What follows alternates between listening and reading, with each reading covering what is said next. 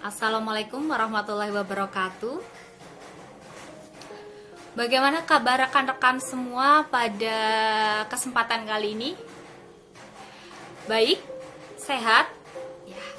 Saya harapkan rekan-rekan semua selalu dilimpahi kesehatan, kemudian kebaikan-kebaikan dari Allah Subhanahu wa taala, sehingga kita semua dapat diberikan kemudahan dan kelancaran dari proses belajar mengajar ya.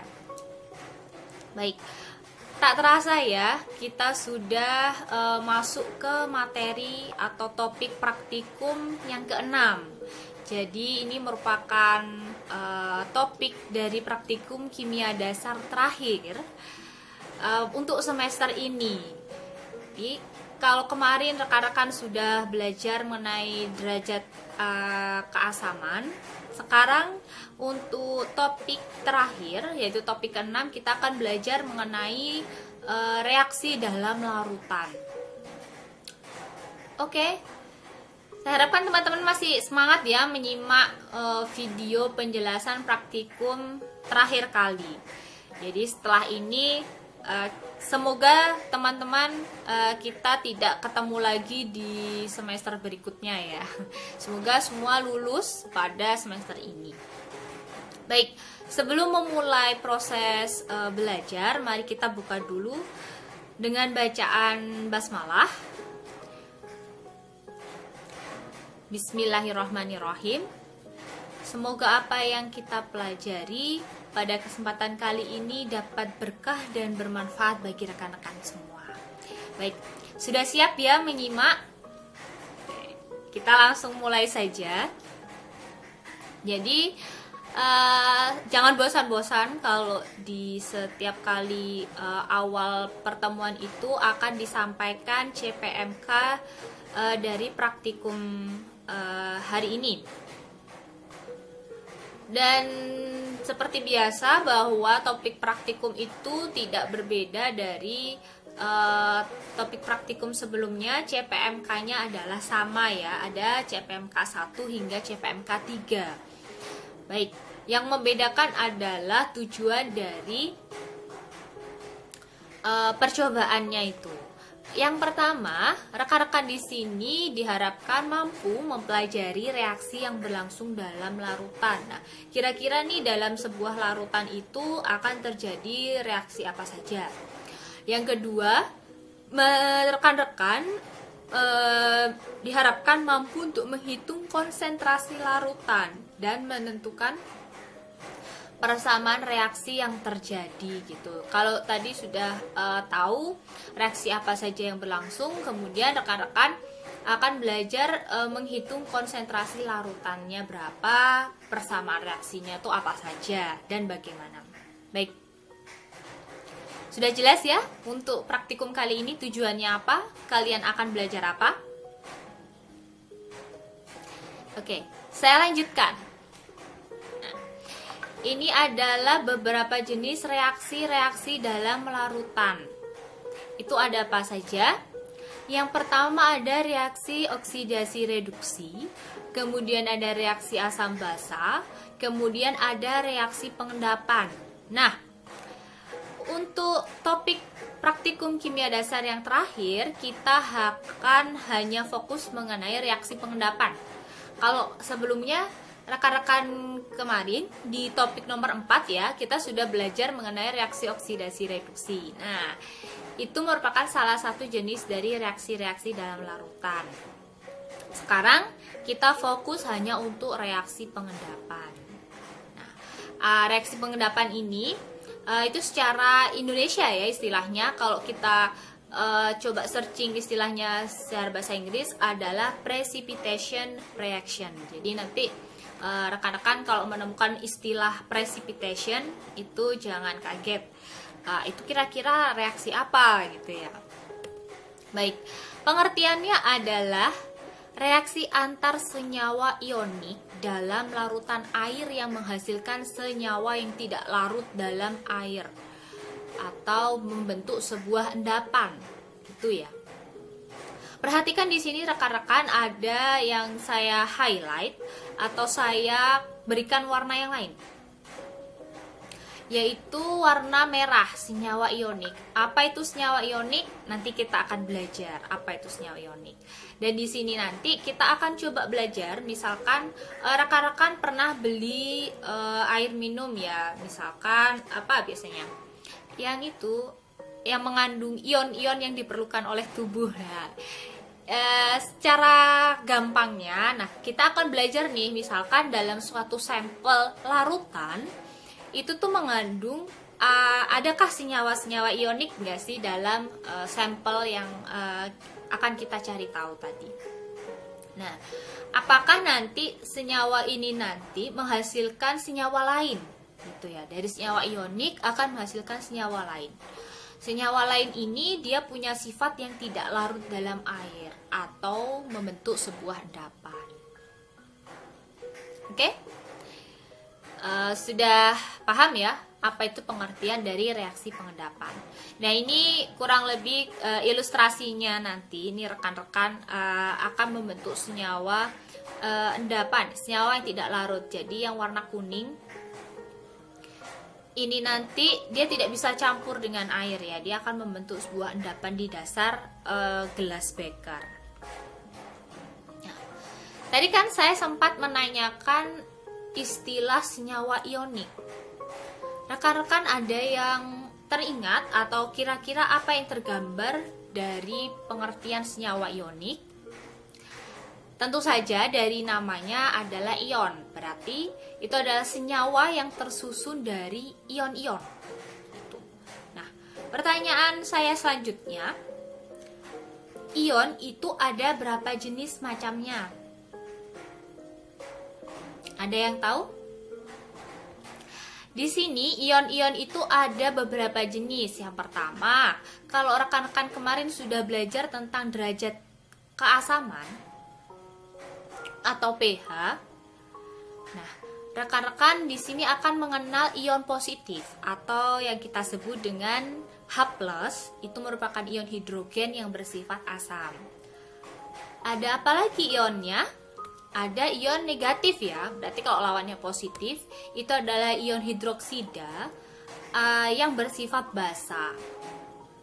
Baik, kemudian ada lagi, ternyata selain ada ion positif atau ion H+, ada ion negatif atau H-, itu ada ion lain, yaitu ion-ion garam. Nah,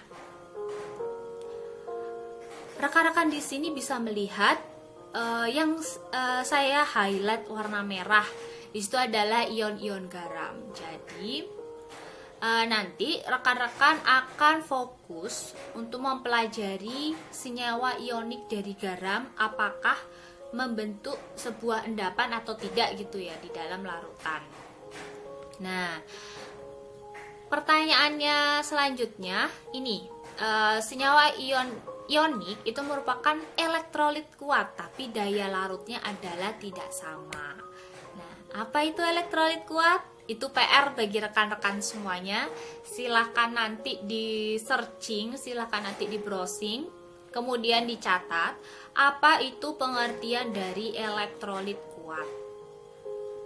Ya, jadi senyawa elektrolit ini itu termasuk elektrolit kuat, namun daya larutnya itu adalah tidak sama. Ya, misalkan kita punya sampel A dengan sampel B, belum tentu daya larutnya antara sampel A itu sama dengan sampel B. Jadi nanti akan cukup berbeda, atau bisa saja nanti daya larutnya sama antara sampel A dan sampel B ya. Mari kita lihat nanti. Sudah? Siap ya? Itu ada sedikit PR buat kalian. Apa sih itu elektrolit kuat? Ya, monggo dicari, silahkan dicari. Saya lanjutkan ya, carinya nanti saja. Baik, untuk reaksi pengendapan atau precipitation reaction. Jadi sekarang kita sudah sampai di istilah pengendapan di sini. Nah, apa pengertiannya tadi? Reaksi antar senyawa ionik dalam larutan air yang menghasilkan senyawa tidak larut atau endapan ya. Saya ulang. Nah, untuk reaksi pengendapan di sini itu ternyata ada faktor-faktor yang mempengaruhi. Apakah larutan itu gampang mengendap atau sulit mengendap? Itu kira-kira faktor-faktor apa saja yang mempengaruhi? Nah, mari kita lihat di sini. Ternyata ada faktor-faktor, ada beberapa faktor seperti faktor kelarutan, faktor suhu atau temperatur, ada faktor konsentrasi larutan, jenis-jenis ion, dan lain sebagainya. Nah, untuk praktikum ini nanti kita akan fokus membahas faktor yang sangat dominansi atau sangat mempengaruhi dari proses reaksi pengendapan itu sendiri, yaitu adalah kelarutan. Jadi yang saya highlight warna merah itu yang tadi saya sempat jelaskan bahwa setiap ion itu mempunyai daya kelarutan yang berbeda-beda. Kemudian ada faktor suhu atau temperatur. Jadi misalkan apakah semakin tinggi suhu larutan akan semakin cepat mengendap. Nah, seperti itu. Kemudian konsentrasi. Misalkan konsentrasi sebuah larutan itu semakin pekat. Pekat itu semakin besar konsentrasinya. Apakah reaksi pengendapan yang terjadi itu juga akan semakin cepat atau semakin lambat? Monggo silahkan nanti rekan-rekan coba pelajari lebih lanjut secara mandiri. Kemudian jenis-jenis ion ini juga akan mempengaruhi ya. Kira-kira dalam sebuah larutan itu mengandung ion-ion apa saja. Nah, sekali lagi antara ion satu dengan ion lain itu akan mempunyai sifat yang berbeda.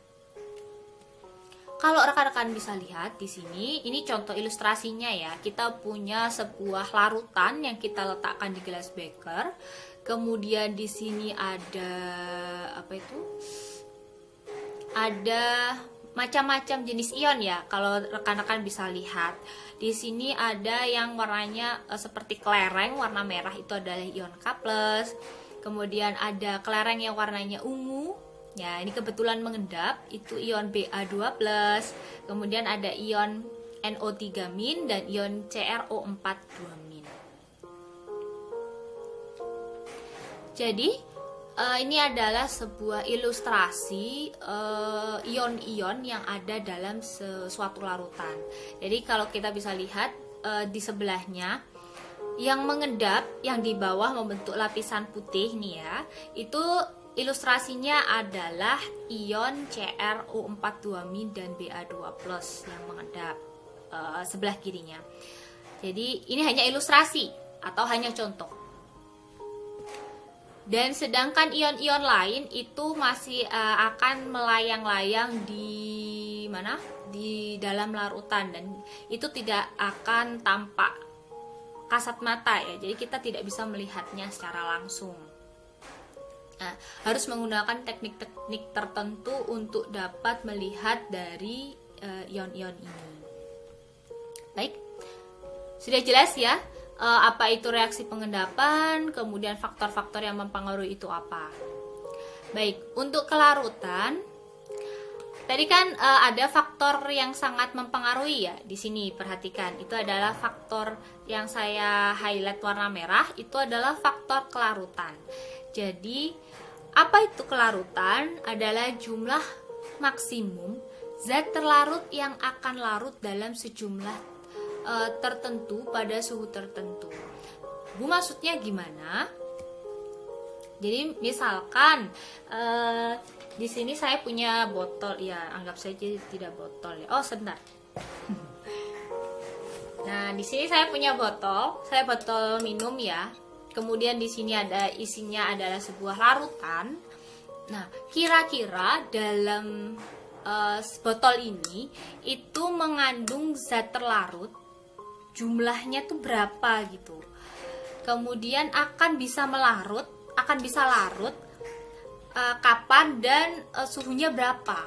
Nah, itu adalah disebut kemampuan kelarutan ya. Jumlah yang melarut nanti berapa, pada suhu berapa. Sebuah minuman atau sebuah sampel itu punya daya kelarutannya masing-masing gitu. Baik, Untuk kelarutan sendiri itu dibagi menjadi 3 macam. Ada yang dia terlarut, ada yang sedikit larut, ada yang tidak larut ternyata. Nah, yang kita fokuskan pada yang terlarut ya. Zat itu dikatakan larut jika sebagian besar zat itu akan melarut bila ditambahkan air. Jadi misalkan rekan-rekan gampangnya biasa ngopi nggak gitu. Misalkan rekan-rekan itu buat kopi.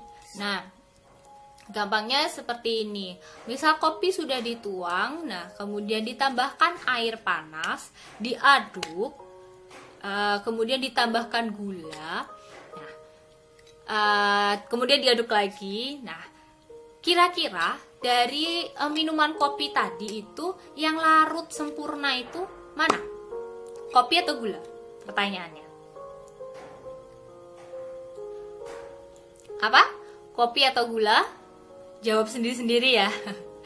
Ya, jadi mungkin kalau nggak kopi buat susu lah atau buat minuman yang seger-seger gitu. Nah, jadi ketika dimasukkan ke dalam air, yang zat itu bisa dikatakan larut sempurna atau terlarut jika sebagian besar zat itu larut di dalam air. Jadi kalau kita buat kopi, yang larut sempurna itu adalah gula. Ya, kita tidak menemui lagi butiran gula dalam kopi, tapi kita bisa merasakan rasa manis. Itu berarti larut sempurna. Sedangkan yang sedikit larut itu misalkan kopinya tadi gitu. Ada yang kopi masih meninggalkan ampas ya. Nah, biasanya kopi itu ada yang meninggalkan ampas. Nah, itu berarti dia punya sifat sedikit larut. Ada juga zat-zat tertentu yang tidak larut begitu. Baik, jadi kelarutan itu dibagi lagi menjadi 3, terlarut, sedikit larut, atau tidak larut. Jadi kita akan belajar yang namanya terlarut itu berarti sebagian zat apabila ditambahkan air itu akan melarut. Nah, ini tadi contohnya ya, ilustrasi. Kalian coba sambil membayangkan, berarti kan di sini ada 2 lapisan atau 2 hal yang akan terbentuk. Perhatikan. Yang pertama adalah air, ya entah itu air, entah itu larutan yang lain ya.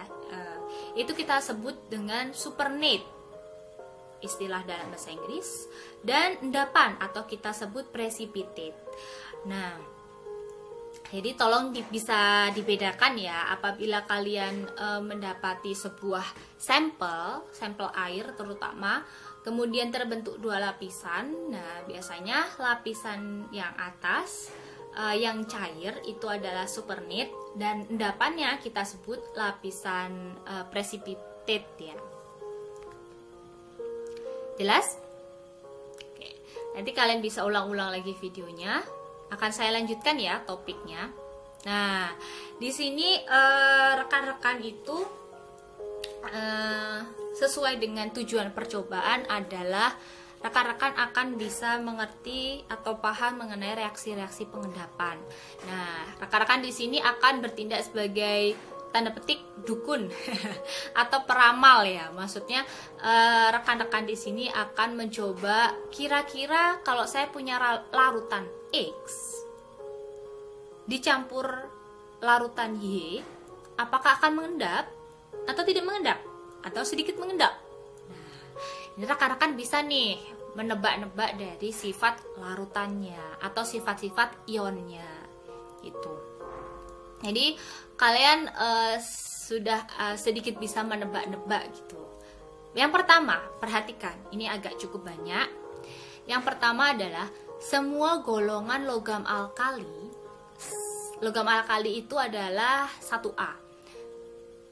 Jadi sekali lagi rekan-rekan yang masih belum paham mengenai jenis-jenis unsur, silahkan download tabel periodik. Di situ akan ada jenis-jenis unsur golongan 1 hingga golongan 8. Dan khusus pertama, ketentuan pertama, semua logam golongan alkali 1A di tabel periodik dan golongan ion amonium atau NH4+ akan bersifat larut.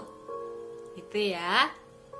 Jadi nanti rekan-rekan akan bisa meramalkan, misalkan rekan-rekan punya unsur di logam alkali di 1A, kemudian ditambahkan air. Nah, rekan-rekan sudah bisa menebak nih, wah ini nanti pasti larut, karena sifatnya adalah larut, gitu ya. Next, untuk ketentuan yang kedua, semua nitrat, NO3-, klorat, ClO3-, perklorat, ClO4-, dan asetat, C2H3O2- akan bersifat larut.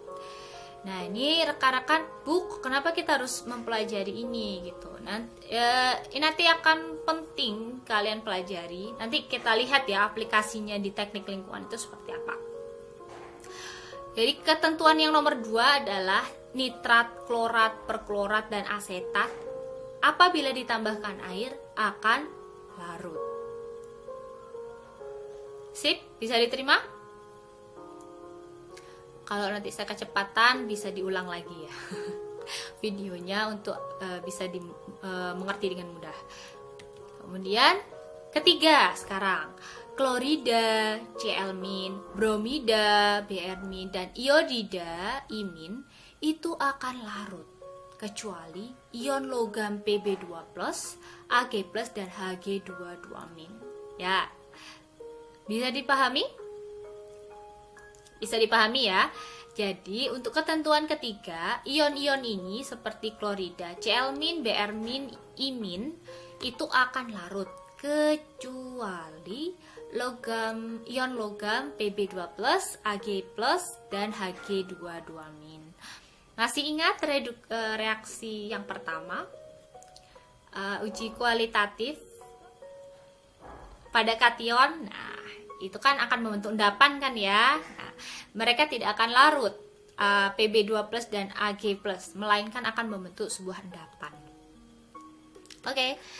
Nomor 4 atau ketentuan yang keempat, semua sulfat SO42- akan larut kecuali untuk logam Sr2+, Ba2+, dan sulfat dari Ca2+ dan Ag+. Itu akan punya sifat yang sedikit larut. Maksudnya gimana Bu untuk semua sulfat? Misalkan ketika sulfat H2SO4 misalkan ya, itu ditambahkan air, kemudian kita aduk, ya, itu akan larut. Misalkan ada apa lagi? KSO4, K2SO4 misalkan, kalium sulfat misalkan ya, K2SO4. Nah, ketika ditambahkan dengan air itu juga akan larut. Semua sulfat ya, ada komponen sulfatnya. Kecuali untuk misalkan CaSO4, kalsium sulfat itu akan sedikit larut sifatnya. Karena ketentuannya nomor 4 seperti itu ya. Next, nomor 5. Semua karbonat, kromat, dan fosfat itu tidak akan larut. Berarti nanti akan membentuk endapan gitu ya. Kalau nggak larut berarti bentuk endapan gitu. Jadi ini semua karbonat CO32-, kromat CO42-, dan fosfat PO43- itu tidak akan larut kecuali logam alkali 1A dan ion amonium. Ini peraturan nomor 1 tadi ya, ada hubungannya dengan peraturan yang nomor 1. Baik, sudah siap? Lanjutkan ya. Kurang lebih ada 7 peramalan di sini. 6. Semua logam alkali 1A dan dengan hidroksida, logam 1A itu tadi misalkan larut, misalkan ada ion OH- ya. Nah, itu akan bersifat larut, tetapi hidroksida yang lainnya tidak akan larut. Bu, contohnya apa? Sebentar. 7. Semua logam dengan ion sulfida atau S2- itu tidak akan larut kecuali logam alkali 1A dan alkali tanah 2A serta ion amonium NH4+. Jadi rekan-rekan di sini nanti jenis-jenis reaksi larutan atau reaksi pengendapan itu ada 7 macam karakteristik ya, ada 7 macam. Nah, silakan nanti rekan-rekan juga bisa mengeksplor diri. Ini sudah saya berikan poin-poinnya dari 1 sampai 7. Nah, rekan-rekan silakan browsing contoh-contohnya. Kemudian rekan-rekan catat contoh dari nomor 1 sampai 7 itu seperti apa. Nanti kita akan bahas sewaktu diskusi ya, kalau ada yang kurang paham. Baik, saya lanjutkan. Bu, kok banyak banget? Apa semuanya harus dihafal? Seperti itu ya. Ya, ini memang penting untuk dipahami. Jadi nanti silahkan kalian membuat tips and trick bagaimana cara kalian hafal atau paham 7 kriteria ini. Mungkin yang larut dijadikan satu dengan yang larut, yang tidak larut rekan-rekan bisa kelompokkan dengan yang tidak larut. Jadi nanti agar mudah untuk paham atau untuk menghafalnya. Gitu ya. Jadi poin 1 sampai 7 ini saya serahkan ke rekan-rekan sendiri. Silahkan temukan teknik terbaik bagaimana caranya kalian belajar atau bagaimana caranya memahami. Saya lanjutkan ya untuk slide selanjutnya. Ini adalah contoh reaksi-reaksi pengendapan di teknik lingkungan atau nanti yang bisa kita aplikasikan. Kenapa kita tadi itu penting mempelajari sifat-sifat dari reaksi pengendapan? Yang pertama adalah analisis sampel dari limbah cair fotografi. Biasanya kalau kita punya aktivitas kegiatan, nah kemudian air limbahnya ini dibuang seperti ini ya. Nah, kita bisa analisis nih, air yang kita ambil di sini apakah mengandung bahan-bahan berbahaya atau tidak berbahaya. Kita bisa lihat dari reaksi pengendapannya. Nah, kita bisa analisis menggunakan metode reaksi pengendapan. Oleh karena itu, ini sangat penting buat kalian. Ilmu basic itu adalah sangat penting sebelum kalian lulus dengan titel sarjana teknik ya gitu. Kalian bisa mengolah air atau apa seperti itu. Nah, rekan-rekan harus belajar basicnya dulu, dasarnya dulu sebelum kalian akan mengolah ini semua. Ada contoh apa lagi, Bu? Selanjutnya adalah ini. Analisis kandungan fosfat atau P dalam air buangan perkotaan ya. Jadi nanti rekan-rekan salah satu keilmuan dari teknik lingkungan adalah mengatasi limbah ya atau limbah cair misalkan gitu. Gak usah jauh-jauh di perkotaan, air buangan di rumah rekan-rekan semua sendiri itu. Misalkan habis mandi, habis memasak, habis mencuci baju, airnya dikemanakan? Apakah dibuang ke selokan? Ayo. Atau ditampung, diolah menggunakan, misalkan dialirkan ke pengolahan air limbah. Nah, apabila misalkan limbah tadi, limbah rumah tangga tadi dibuang secara sembarangan, tidak diolah terlebih dahulu.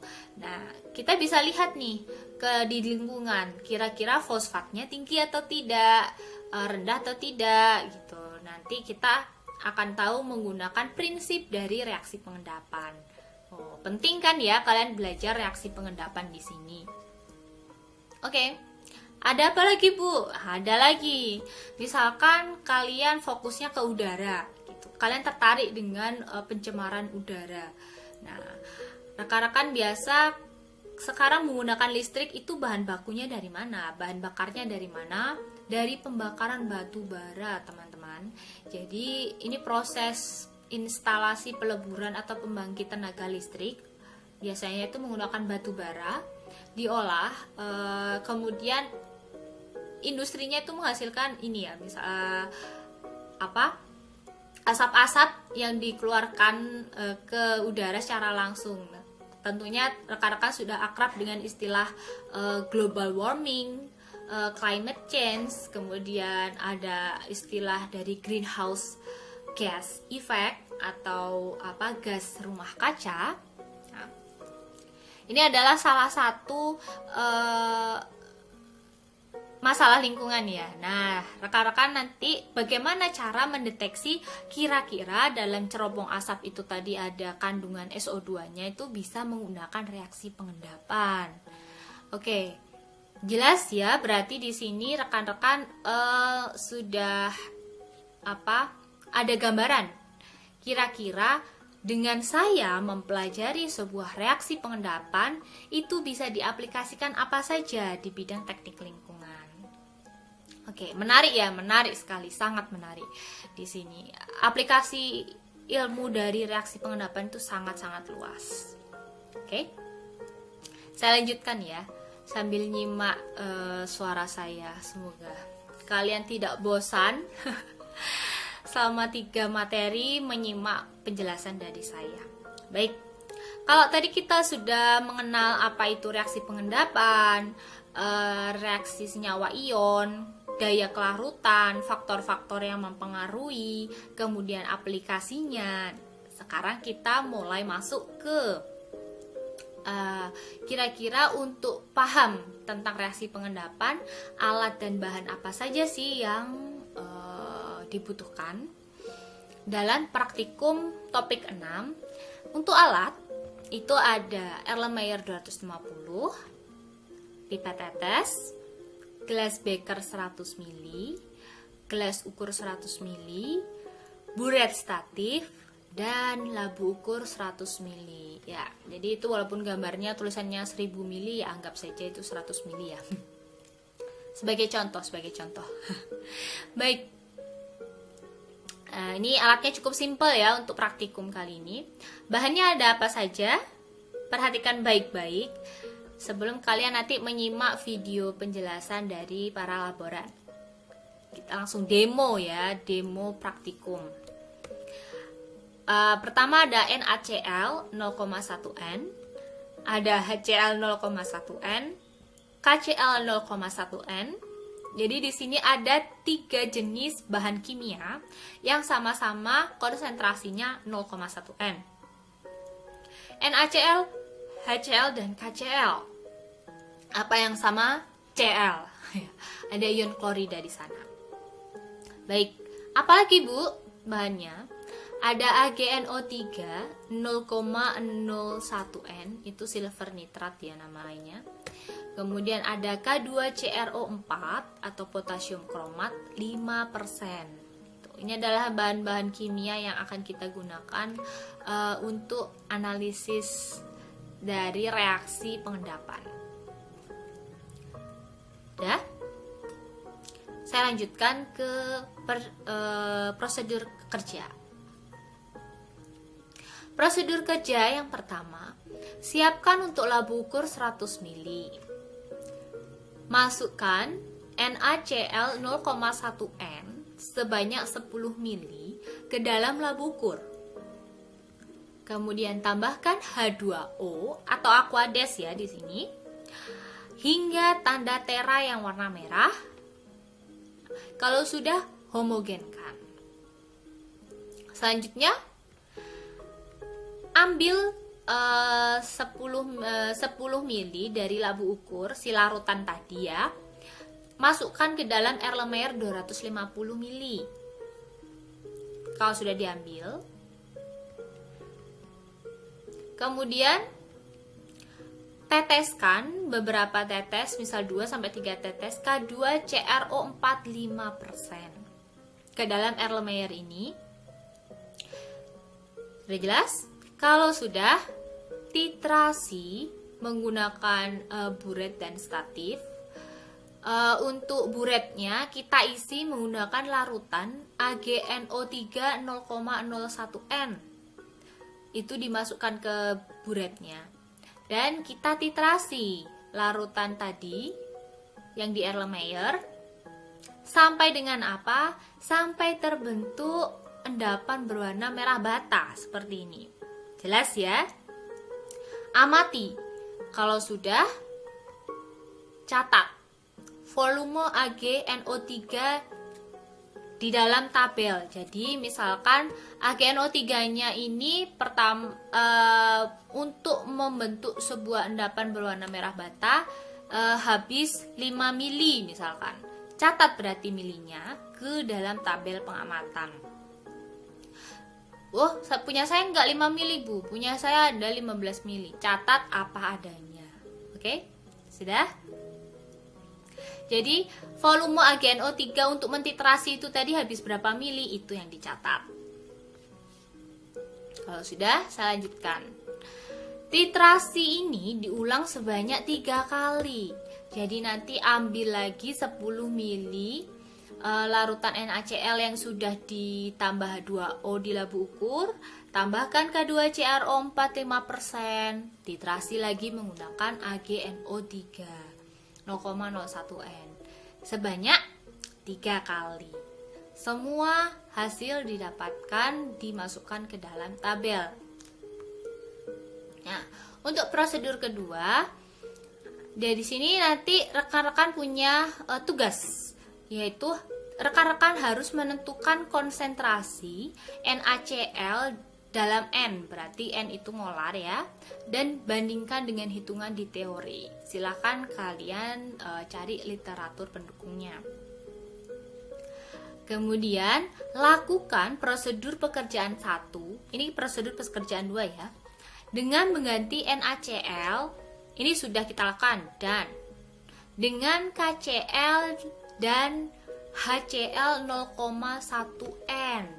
Jadi rekan-rekan akan mengulangi prosedur pekerjaan nomor 1, tetapi NaCl-nya itu akan diganti menjadi KCl dan HCl. Oke? Sudah? Paham ya? Jadi NaCl-nya ini dan selesai. Kalian akan mengulangi prosedur pekerjaan pertama, tapi sampelnya diganti. Masing-masing ada HCl dan KCl. Jangan lupa titrasinya diulang sebanyak 3 kali. Data yang kalian dapatkan akan dituliskan di sini. Yang NaCl tadi titrasi pertama berapa, kedua dan ketiga berapa, kemudian kalian rata-rata volume AgNO3 yang diperlukan untuk membuat sebuah endapan berwarna merah bata. Ya.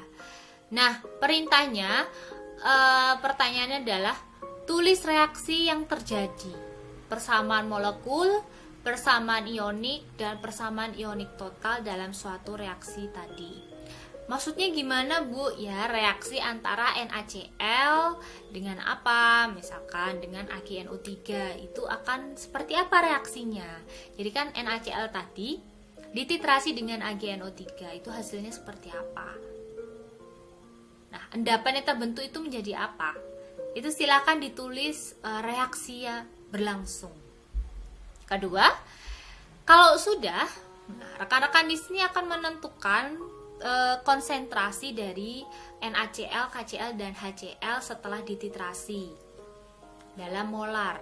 Tenang, silakan pakai template perhitungan di Excel yang sudah tersedia, yang sudah kami buatkan. Pertanyaan selanjutnya. 1. Apakah ada perbedaan antara persamaan ionik dengan molekul? Pertanyaan 2. Apa keuntungan menuliskan persamaan ionik dan persamaan molekul? Ya, silahkan dicari, silahkan coba di browsing sendiri ya. Di sini rekan-rekan belajar mandiri karena praktikum ini. Coba belajarlah sendiri. Tidak ada salah, tidak ada kata takut jawabannya salah. Ya. Nanti kita akan bahas apabila memang teman-teman tidak bisa menjawabnya. Yang penting teman-teman jujur itu mengerjakan sendiri. Sekian dari saya. Nanti rekan-rekan bisa mengulang lagi apabila ada penjelasan yang kurang jelas di video ini. Jadi nanti bisa di play lagi. Kira-kira ada poin-poin apa tadi yang saya tanyakan dan rekan-rekan harus mencari sendiri. Oke. Baik. Ini adalah referensi yang bisa digunakan oleh rekan-rekan. ataupun rekan-rekan ingin browsing di internet, silahkan. Jangan lupa nanti referensinya dicantumkan. Sekian dari saya, terima kasih. Nanti apabila ada pertanyaan atau ada yang kurang jelas, silahkan dicatat saja. Kita ketemu hari Senin ya untuk sesi Q&A, dan semoga lancar mengerjakan pretestnya. Ini merupakan praktikum terakhir, materi praktikum terakhir. Semoga apa yang kita pelajari dari awal hingga sekarang itu bermanfaat bagi rekan-rekan semua, bisa barokah. Dan jangan dilupakan ya konsep-konsep dasar dari praktikum kimia dasar, karena ini nanti akan kalian pakai ya seterusnya di mata kuliah yang lain. Sekian dari saya, mohon maaf apabila ada yang kurang berkenan. Wassalamualaikum warahmatullahi wabarakatuh.